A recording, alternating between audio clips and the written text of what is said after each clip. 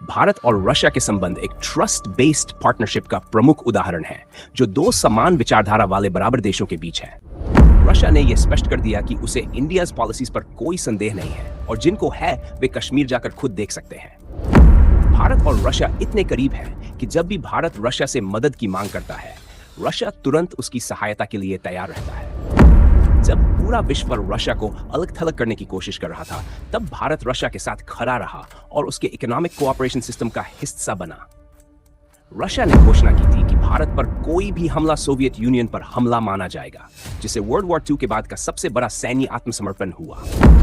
लेकिन एक देश की वजह से यह प्रस्ताव यूनाइटेड नेशंस सिक्योरिटी काउंसिल में पास नहीं हो सका, और वह देश था सोवियत यूनियन। यह साझेदारी आज भी मजबूत बनी हुई है, जो दर्शाती है कि भारत और रशिया का संबंध सिर्फ अपने अपने स्वार्थों के बारे में नहीं है, बल्कि एक दूसरे के प्रति विश्वास और सम्मान पर आधारित है। इंटरनेशनल रिलेशंस की दुनिया में अक्सर कहा जाता है कि स्थायी मित्रता या स्थायी दुश्मनी नहीं होती, केवल स्थायी हित होते हैं। आपका हमारे चैनल पर स्वागत है। इस एपिसोड में आइए हम इस विशेष संबंध का पता लगाएं, जो जियोपॉलिटिक्स की ट्रांजैक्शनल नेचर से परे है, और कैसे इंडिया रशिया का रिलेशनशिप दो लाइक माइंडेड इक्वल्स के बीच एक ट्रस्ट बेस्ड पार्टनरशिप का प्रमुख उदाहरण है। 2019 में जब पाकिस्तान ने यूनाइटेड नेशंस में कश्मीर में आर्टिकल 370 के हटाए जाने का मुद्दा उठाने की कोशिश की, तो रशिया पहला P5 कंट्री बना जिसने कश्मीर पर इंडिया के कदम को पूरी तरह से भारत का इंटरनल मैटर बताया। यहां मैं उस समय के Russian ambassador to India Nikolay Kudashev का बयान उद्धृत करना चाहूंगा, जिन्होंने कहा था, I do not feel there is a reason for me to travel. This is an internal matter belonging to the Constitution of India. This is not an issue for Russia. Those who believe that this is an issue, those who are concerned about the situation in Kashmir, those who doubt the Indian policies in Kashmir can travel and see for themselves. दोस्तों, Russia के इस बयान ने यह साफ कर दिया कि उसे भारत की पॉलिसीज पर कोई संदेह नहीं है, और जिनको है वे कश्मीर जाकर खुद देख सकते हैं। इसके अलावा 1953 में जोसेफ स्टालिन ने डॉक्टर एस राधाकृष्णन से कहा था कि आप और मिस्टर ब्रैड, नेहरू वे व्यक्ति है जिन्हें हम अपना दुश्मन नहीं मानते। ये हमारी पॉलिसी बनी रहेगी और आप हमारी हेल्प पर भरोसा कर सकते हैं। साथ ही जब 1955 में सोवियत यूनियन के पूर्व राष्ट्रपति निकिता क्रुश्चेव ने भारत का दौरा किया, तो उन्होंने भारत और सोवियत यूनियन की दोस्ती को इन शब्दों में व्यक्त किया, हम इतने करीब हैं कि यदि आप कभी पर्वत की चोटियों से हमें पुकारेंगे तो हम आपके पास आ खड़े होंगे। इसका मतलब यह है कि इंडिया और रशिया इतने करीबी है कि जब भी इंडिया रशिया से हेल्प मांगेगा, रशिया तुरंत असिस्टेंस के लिए तैयार रहेगा। और यह कई बार हुआ है। रशिया ने हर कदम पर भारत की मदद की है, चाहे वह कोल्ड वॉर के दौरान कश्मीर इश्यू पर वेटो का उपयोग करना हो, 1971 में बांग्लादेश की आजादी के युद्ध के दौरान अमेरिका के खिलाफ अपनी नेवल पावर तैनात करना हो, या पोर्चुगीज से गोवा की आजादी का समर्थन करना हो, या उच्च गुणवत्ता वाले डिफेंस इक्विपमेंट्स प्रदान करना हो, या भारत के स्पेस प्रोग्राम का टेक्नोलॉजी साझा करके समर्थन करना हो। जब भी भारत ने मदद मांगी, उसका सबसे करीबी दोस्त रशिया हमेशा भारत के साथ खड़ा रहा। इसी तरह भारत ने भी हर कदम पर रशिया का साथ दिया है। वर्तमान रशिया यूक्रेन वॉर के दौरान जब पूरी दुनिया रशिया को अलग थलग करने की कोशिश कर रही थी, भारत रशिया के साथ खड़ा रहा और उसके इकोनॉमिक सपोर्ट सिस्टम का हिस्सा बना। प्रधानमंत्री मोदी ने लगातार तीसरी बार चुनाव जीतने के बाद अपनी पहली बायलैटरल फॉरेन विजिट रशिया में की। इस यात्रा के दौरान रशिया ने प्रधानमंत्री मोदी को रशिया के सबसे बड़े नागरिक सम्मान Order of Saint Andrew the Apostle से सम्मानित किया। इसके अलावा कई महत्वपूर्ण समझौतों पर भी हस्ताक्षर किए गए। दोस्तों, आज की वीडियो में हम करीब से समझेंगे वो सारे इवेंट्स जहां रशिया ने इंडिया की मदद के लिए कदम बढ़ाया और इंडिया ने अपनी फ्रेंडशिप को बनाए रखा। हम ये भी जानेंगे कि रशिया ने इंडिया को डिफेंस, इकोनॉमिक और न्यूक्लियर सपोर्ट कैसे प्रदान किया है और कैसे इंडिया कभी रशिया की मदद से पीछे नहीं हटता। साथ ही हम ये भी समझेंगे कि इन दोनों देशों के बीच रिलेशनशिप का फ्यूचर क्या है और इसका क्या इम्पैक्ट होगा। तो चलिए शुरू करते हैं। दोस्तों, भारत को आजादी मिले हुए 4 मंथ्स बीत चुके थे, लेकिन भारत को अभी तक एक रिलायबल पार्टनर नहीं मिला था। फिर आया दिसंबर 21, 1947, जब रशिया से एक रशियन कपल अपने बच्चों के साथ दिल्ली इंटरनेशनल एयरपोर्ट पर पहुंचे। यह परिवार था किरिल नोविकोव का, और किरिल नोविकोव कोई साधारण व्यक्ति नहीं थे, बल्कि इंडिपेंडेंट इंडिया में पहले रशियन एम्बेसडर थे। उनके भारत आगमन के साथ ही इंडिया और रशिया के बीच एक अनब्रेकेबल रिलेशनशिप की फाउंडेशन रखी गई। इस फ्रेंडशिप का उदाहरण दुनिया ने 1971 में देखा। दोस्तों, हम बात कर रहे हैं 1971 के इंडिया पाकिस्तान वॉर की। 1971 वह साल था जब इंडिया ने बांग्लादेश को पाकिस्तान के कंट्रोल से आजाद करवाया और पूरे विश्व के सामने पाकिस्तान को सरेंडर करने पर मजबूर कर दिया।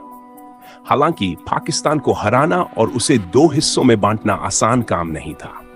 यह वह समय था जब यूनाइटेड स्टेट्स और ब्रिटेन जैसे ग्लोबल पावर्स पाकिस्तान को इंडिया के खिलाफ सपोर्ट कर रहे थे, जिससे इंडिया बिल्कुल आइसोलेटेड हो गया था। लेकिन जैसे ही इंडिया ने रशिया को बुलाया, रशिया ने इंडिया के इस चैलेंजिंग पीरियड में उसका साथ दिया। अमेरिका और चाइना जैसे देश ईस्ट पाकिस्तान के मुद्दे पर इंडिया पर दबाव बनाने की कोशिश कर रहे थे।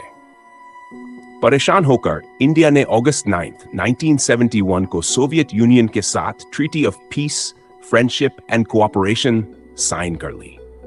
इस ट्रीटी के साइन होते ही रशिया ने घोषित कर दिया कि इंडिया पर किसी भी तरह का अटैक सोवियत यूनियन पर अटैक माना जाएगा। यह बात यूनाइटेड स्टेट्स को बहुत खल गई। दिसंबर 3, 1971 को पाकिस्तान ने अमेरिका के बैकिंग के साथ इंडिया पर हमला कर दिया। दिसंबर 9, 1971 को अमेरिकन प्रेसिडेंट रिचर्ड निक्सन ने पाकिस्तान को सपोर्ट करने के लिए एयरक्राफ्ट कैरियर यूएसएस एंटरप्राइज को बे ऑफ बंगाल भेजा। ठीक अगले दिन British aircraft carrier HMS Eagle Arabian Sea पहुंच गया ताकि वेस्ट से इंडिया को घेरा जा सके। इस गंभीर स्थिति में इंडिया ने अपने दोस्त रशिया को बुलाया। बिना समय गंवाए रशिया ने बे ऑफ बंगाल में यूनाइटेड स्टेट्स को काउंटर करने के लिए अपनी नेवल फ्लीट भेज दी। अरेबियन सी में ब्रिटेन को काउंटर करने के लिए रशिया ने अपनी न्यूक्लियर सबमरीन्स तैनात कर दी, जिससे इंडिया के लिए ईस्ट से वेस्ट तक एक सिक्योरिटी बाउंड्री तैयार हो गई। रशिया का यह स्टैंस देखकर ब्रिटिश नेवी ने तुरंत रिट्रीट कर लिया और यूनाइटेड स्टेट्स ने भी यूएसएस एंटरप्राइज को श्रीलंका की तरफ रीडायरेक्ट कर दिया ताकि रशिया के साथ डायरेक्ट कॉन्फ्लिक्ट से बचा जा सके। जहां तक चाइना की बात है, उसने भी इंडिया के खिलाफ वॉर में शामिल होने से परहेज किया, क्योंकि रशिया ने चेतावनी दी थी कि ऐसा करना सोवियत यूनियन के साथ कन्फ्रंटेशन को जन्म देगा।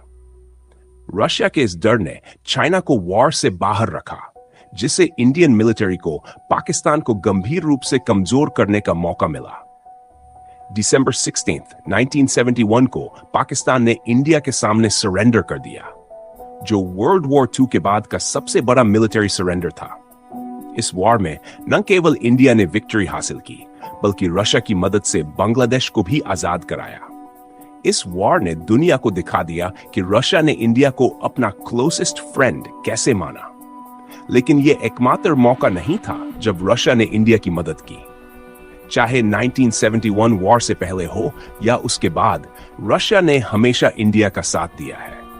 एक उदाहरण है यूनाइटेड नेशंस में कश्मीर इश्यू पर इंडिया को सपोर्ट करने के लिए रशिया का वीटो पावर का इस्तेमाल। इंडिया और रशिया के बीच यह अलायंस बार बार साबित हुआ है।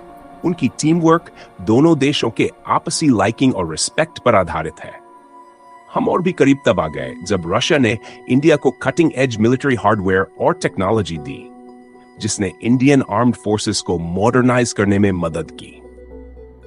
1971 वॉर के बाद के वर्षों में भी इंडिया और रशिया ने कई फील्ड्स में कोलैबोरेशन जारी रखा, जैसे कि स्पेस रिसर्च, न्यूक्लियर एनर्जी और ट्रेड। ये कोऑपरेशन दोनों देशों की स्ट्रेटेजिक नीड्स को पूरा करने में म्यूचुअली बेनिफिशियल रहा है।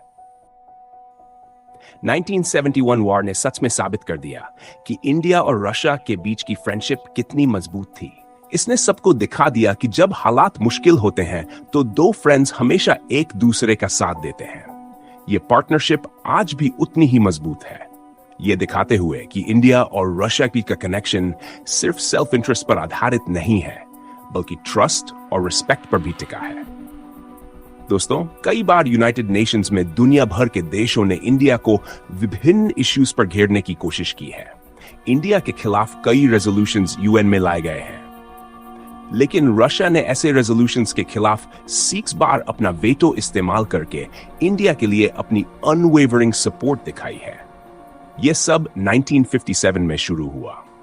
20 फरवरी 1957 को Australia, Cuba, the United Kingdom और द यूनाइटेड स्टेट्स ने यूएन सिक्योरिटी काउंसिल में एक रेजोल्यूशन पेश किया। इस रेजोल्यूशन में यूएन स्मिरिसु को पूरी तरह से ऐसे रिजॉल्व करने की बात कही गई थी। इसमें इंडिया's प्रेजेंस इन कश्मीर को इलीगल बताया गया और यह मांग की गई कि इंडिया और पाकिस्तान दोनों अपनी अपनी आर्मीज को कश्मीर से हटा ले और वहां पर यूएन ट्रूप्स को डिप्लॉय किया जाए। इस रेजोल्यूशन का उद्देश्य था कि इंडिया का कश्मीर पर कंट्रोल खत्म कर दिया जाए, लेकिन एक देश की वह रेजोल्यूशन यूएन सिक्योरिटी काउंसिल में पास नहीं हो सका। वह देश था द सोवियत यूनियन, जिसने इस रेजोल्यूशन के खिलाफ अपना वेटो इस्तेमाल किया और कश्मीर इश्यू को यूनाइटेड नेशंस में आगे बढ़ने से रोक दिया। फिर आया साल 1961, जब इंडिया ने अपनी आर्मी को गोवा को पोर्चुगल से आजाद करवाने के लिए भेजा। पूरे वेस्ट में नाराजगी थी, क्योंकि पोर्चुगल के एग्जिट के साथ ही उनका इंडिया पर इन्फ्लुएंस खत्म हो रहा था। इंडिया को रोकने के लिए फ्रांस, तुर्की, द यूनाइटेड किंगडम और यहां तक कि द यूनाइटेड स्टेट्स ने यूएन सिक्योरिटी काउंसिल में एक रेजोल्यूशन पेश किया। इस रेजोल्यूशन में यह कहा गया कि इंडिया को अपनी फोर्सेस को गोवा से विथड्रॉ कर लेना चाहिए और गोवा को वापस पोर्चुगल को सौंप देना चाहिए। लेकिन एक बार फिर रशिया ने इस रेजोल्यूशन के खिलाफ वोट किया, जिससे गोवा का इंडियन यूनियन में इंटीग्रेशन बिना किसी रुकावट के पूरा हो सका। इसके बाद 2 जून 1962 को एक और रेजोल्यूशन कश्मीर इश्यू पर इंडिया के खिलाफ लाया गया, लेकिन एक बार फिर रशिया ने अपना वेटो इस्तेमाल किया और कश्मीर में किसी भी तरह के एक्सटर्नल इंटरफेरेंस को रोक दिया।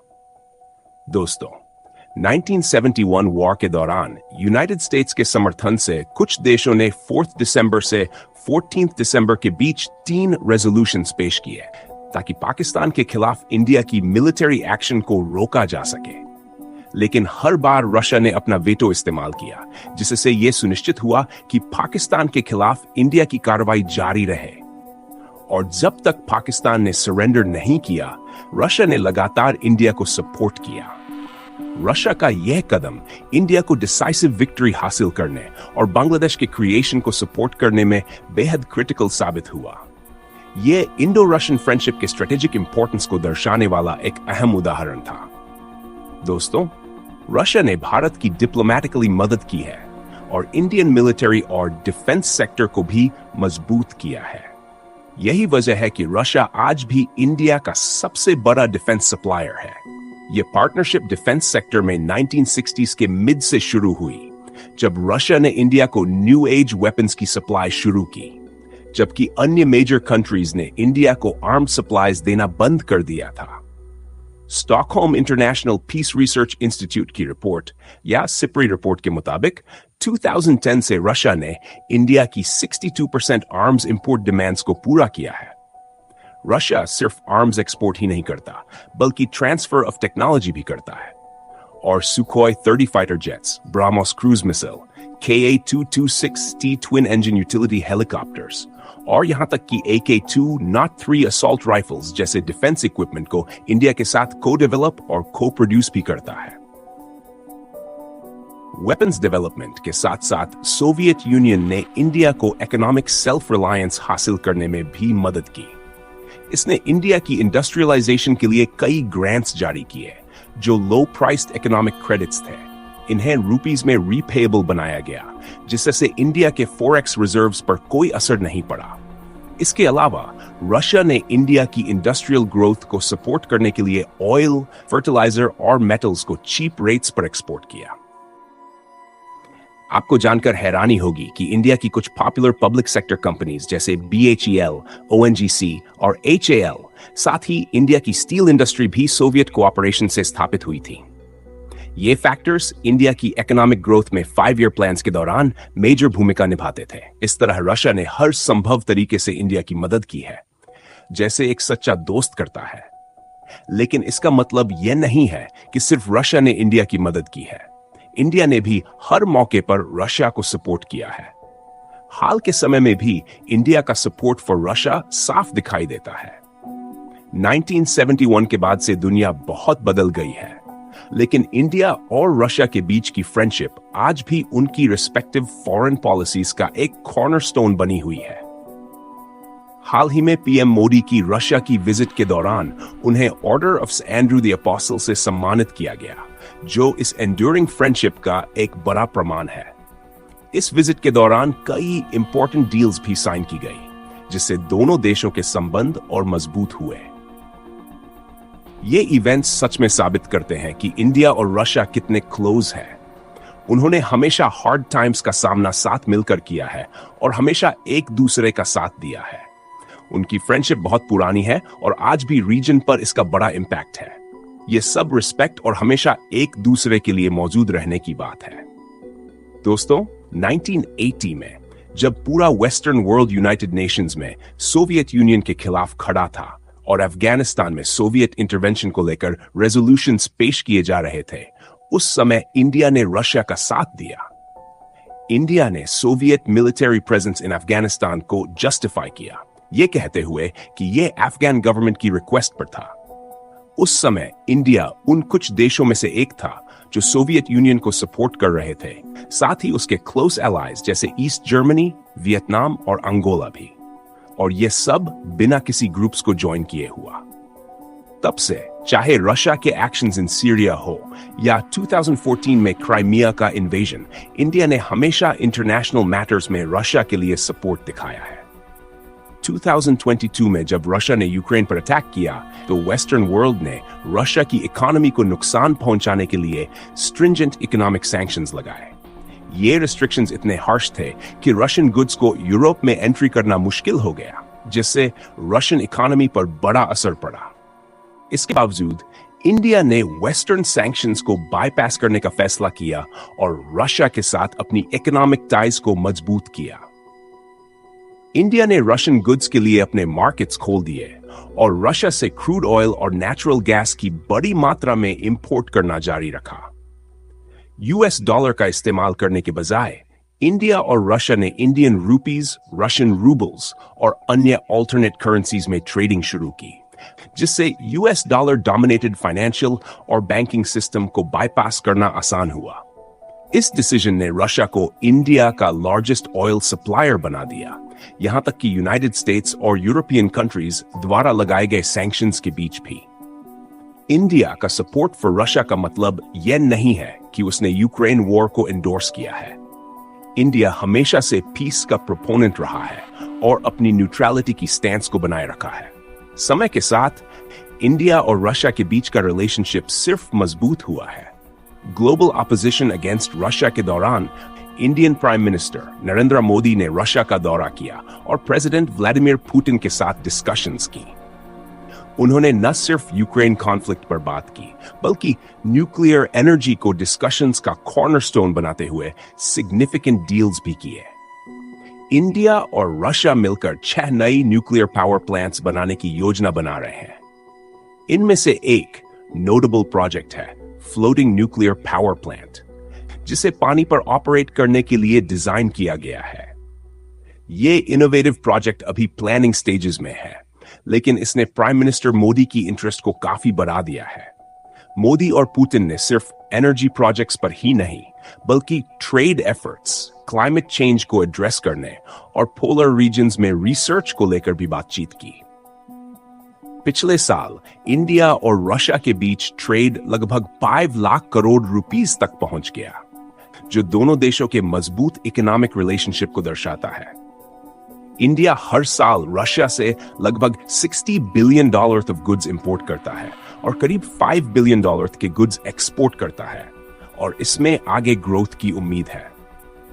इंडिया के लिए एक कंसर्न यह है कि बायलैटरल ट्रेड का बड़ा हिस्सा रशियन ऑयल इंपोर्ट से जुड़ा है, जबकि इंडिया की एक्सपोर्ट्स काफी कम है।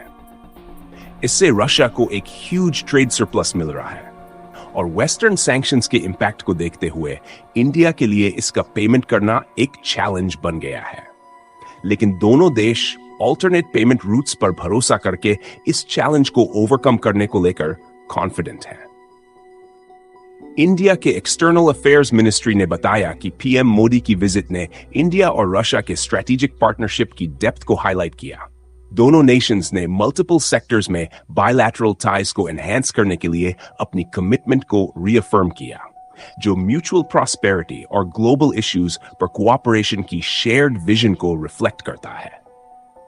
इंडिया का रशिया को उसके चैलेंजिंग टाइम्स में सपोर्ट करना इस लॉन्ग स्टैंडिंग फ्रेंडशिप की स्ट्रेंथ को अंडरस्कोर करता है। इस दोस्ती ने कई इंटरनेशनल प्रेशर्स का सामना किया है। भले ही दुनिया के कई देशों ने रशिया पर रिस्ट्रिक्शंस और सैंक्शंस लगाए हो, इंडिया रशिया के साथ बिजनेस जारी रखने का फैसला दोनों देशों के लिए फायदेमंद साबित हुआ है। इससे उनकी ट्रेड रिलेशनशिप स्टेबल रही है और दोनों इकोनॉमिकली मजबूत बने रहे हैं।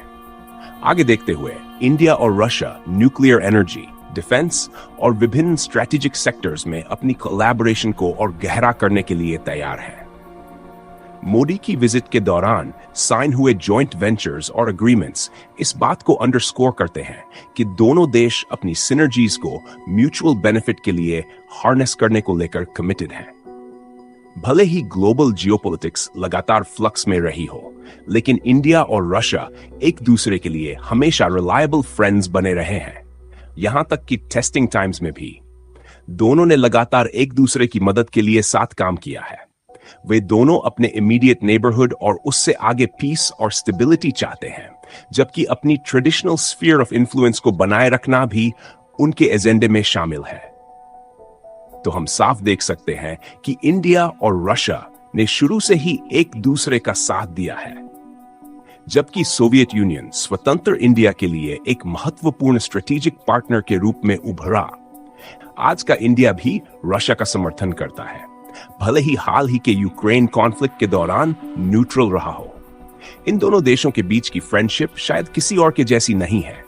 यह फ्रेंडशिप यूरेशियन रीजन में बैलेंस्ड इकोनॉमिक ग्रोथ सुनिश्चित करेगी। इंडिया की स्ट्रॉन्ग इमेज और ग्लोबल इन्फ्लुएंस, जो रशिया के लिए बेहद क्रूशियल है, रशिया के नेचुरल रिसोर्सेज को हार्नेस करने और क्रिटिकल और इमर्जिंग टेक्नोलॉजीज के क्षेत्र में कोलैबोरेशन में अहम भूमिका निभाएगी। जब बात रशिया और इंडिया की फ्रेंडशिप की आती है, तो मुझे लगता है कि ये दोनों लॉन्ग हॉल के लिए इसमें हैं। वे लंबे समय से लगातार एक दूसरे का बैकिंग और साथ दे रहे हैं, और ये इंडिया की एक खास रिलेशनशिप है जो मुझे पूरा यकीन है कि समय की कसौटी पर खरी उतरेगी। आपका क्या मानना है? क्या रशिया और इंडिया की फ्रेंडशिप हमेशा स्ट्रांग बनी रहेगी या कभी ब्रेक हो सकती है? मुझे कमेंट्स में जरूर बताएं, और वीडियो देखने के लिए थैंक्स।